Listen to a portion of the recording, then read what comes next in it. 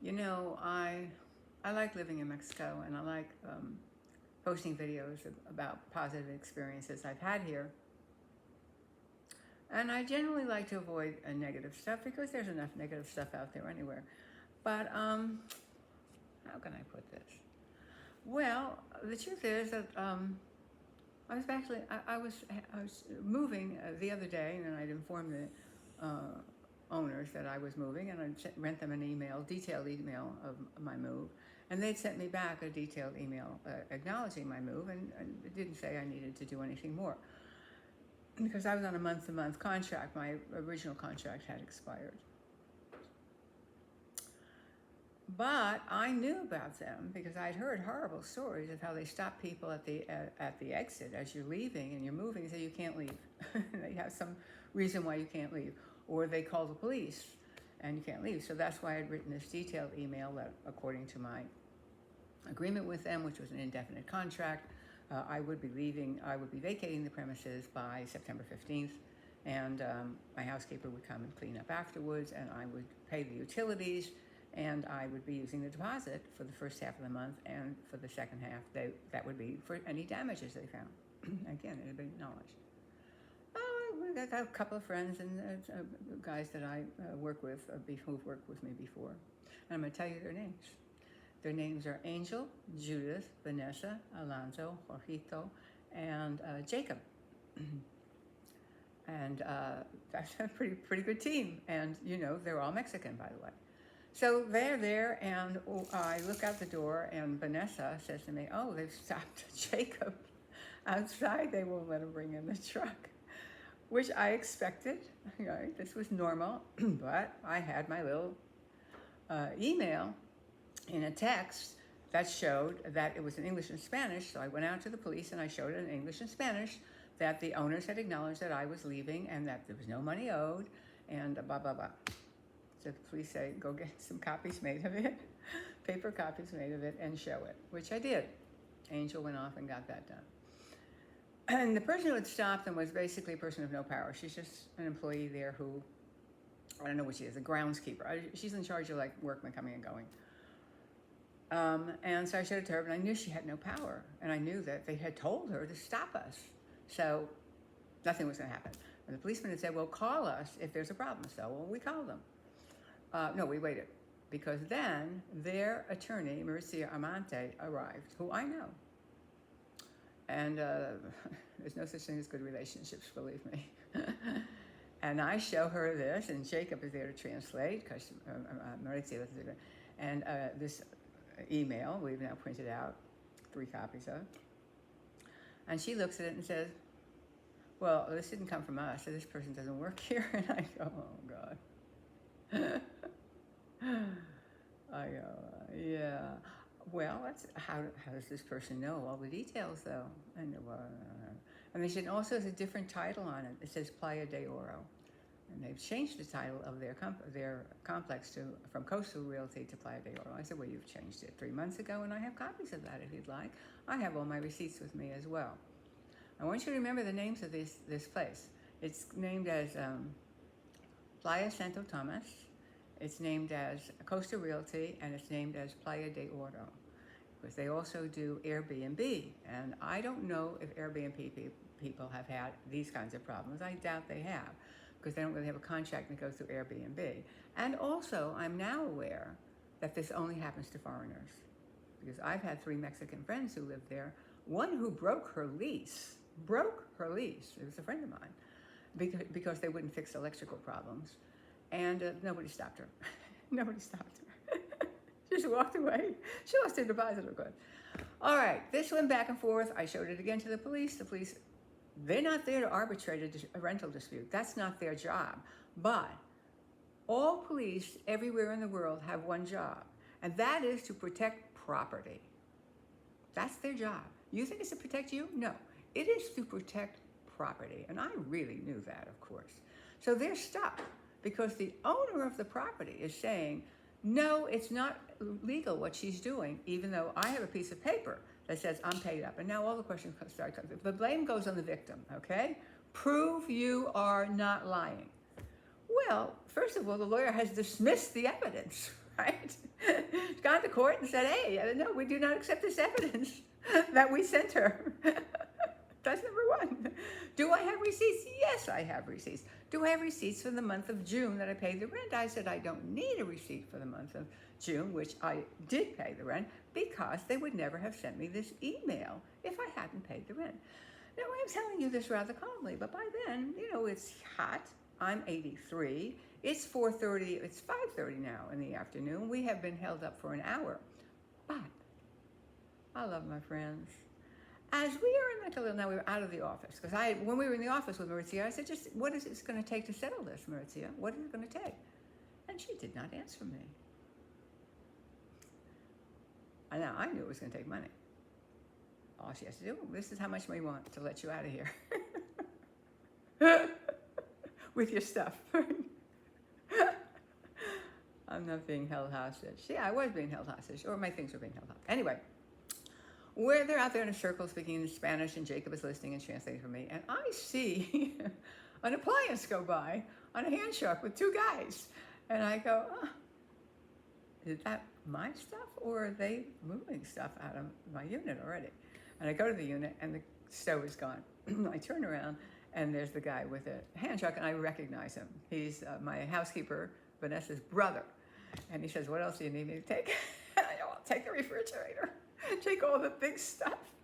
And while they're out there arguing, he's moving it. He's like taking it out to the front because they wouldn't let any trucks in. We're taking out the pedestrian door. By the way, this is something I got moving. I don't have a disease yet, ever, no. And he's getting all the big stuff out. He got the couch out. I was giving him the couch, giving his sister the couch and the stove and a bookcase. So I was really happy that they got that stuff out. For me, I was really happy I got the refrigerator out, because the refrigerators are hard to find and place, and they've got to be delivered. And then the word comes from the police that say you can start moving your stuff, private property, which is, of course, what we're moving. Pulling stuff out. Now we have like 5 or 6 people who are grabbing boxes, because, again, they won't let you bring anything in. So they are carrying boxes. Now, the boxes are pretty light because I packed them, and I didn't pack anything that's more than 10 or 12 pounds, because for me, it's hard to be lifting 15 or 20 pounds. Forget it. I don't need it. My back doesn't need it. All right, so now they come over to the house with the 2 policemen, a male and female. And now they're asking about receipts, and I had removed the fixtures that I had put in, but I had returned their fixtures to them. And she says, oh, you took the fixtures out? I said, yeah, but I returned them to you. She said, oh, we don't have them. I said, well, why don't we go over to the storage bin and see if they're there? Oh, well, they're out someplace else being used. I said, So we just, I was standing there, I'm going there. But I'm beginning to feel like I'm tired, and it's hot, and I have high blood pressure. And I've had once before, when I didn't pay attention to the heat, that I passed out. I got very ill from the heat. And I go in the house, and I go, well, there's no water here, because we're out of water. And here's what happens. I go to the door, and Jacob translates for me that they want $600 for the ceiling fixtures. And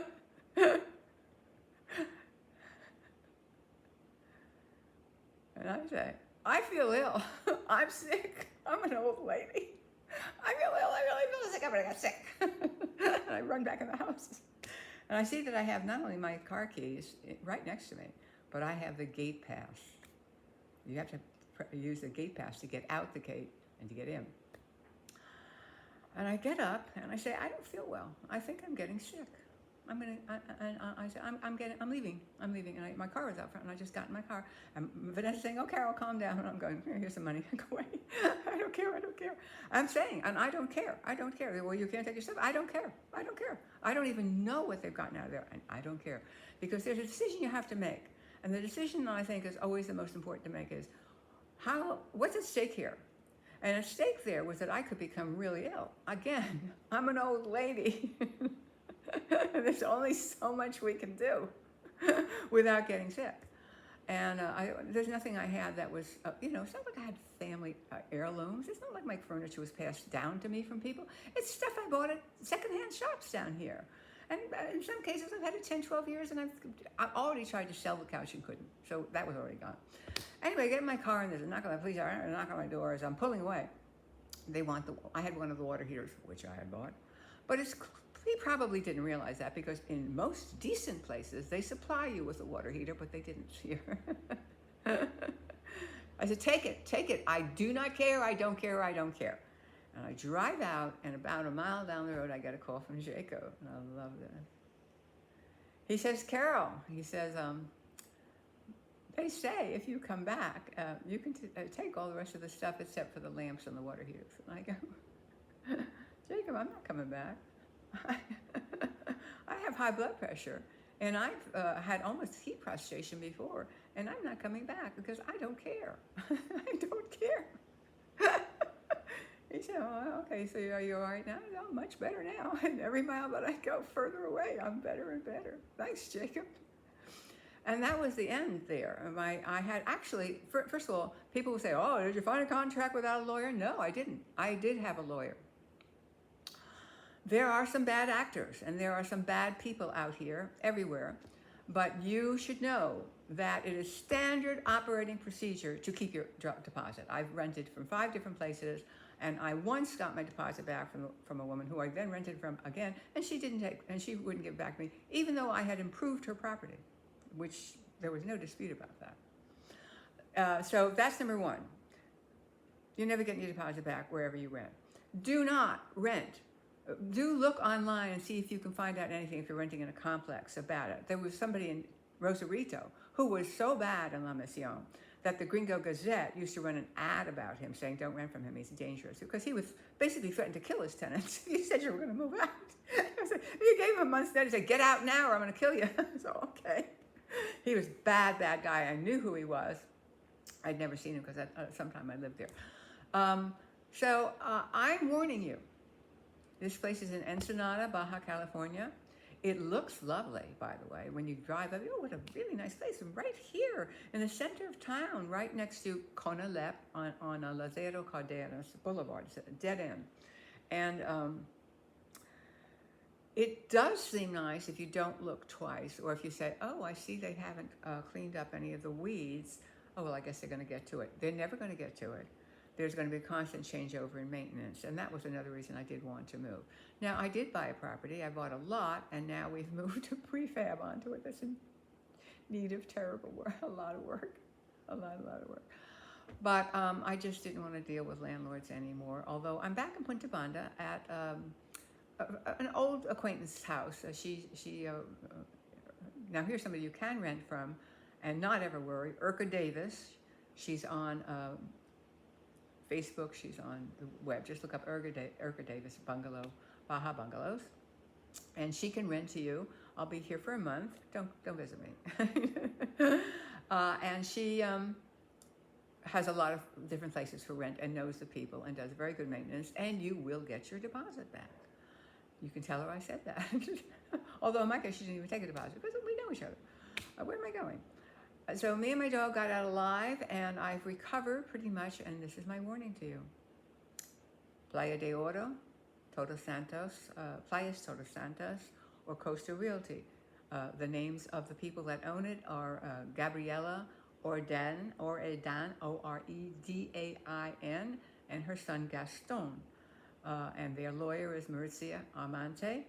Do not rent from them, unless you are willing to fight with them at the exit when you are really tired and moving, and pay whatever they decide is the fee, the exit fee. And the police will not stop them because they don't have the power to stop them. The police cannot litigate your claim, even if they had accepted it. Yeah, but that's not their job. Their job is to protect property. Thank you. Bye.